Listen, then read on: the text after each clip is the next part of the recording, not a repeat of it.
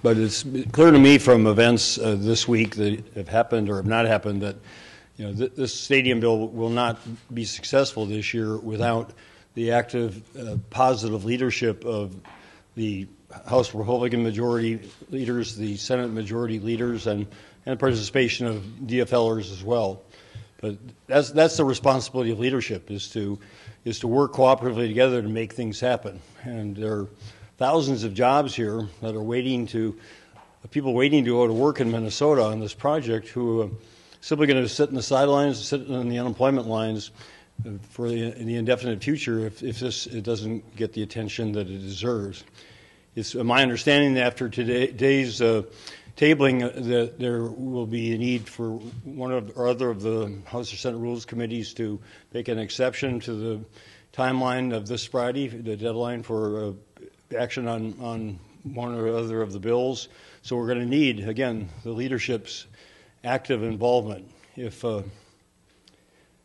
our proposal for funding, which I think is solid and sound and reliable, as we've structured it, is unacceptable to charitable gaming, and they can't tell us what is acceptable because somebody else won't let them agree to it, it gets to be really the theater of the absurd, and then I realize that something else is going on besides just negotiating over money.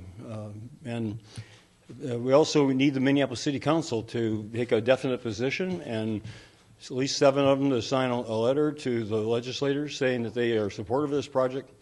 Otherwise, it'll go somewhere else, and sooner or later, and that's just the reality of it. So, I'm going to invite the leaders of the House and Senate as soon as possible. We put in calls either tomorrow or the next day, and ask them, let's just be honest about this. If you don't want it, if you're opposed to it, there's not a majority in support of it, then say so, and we'll move on.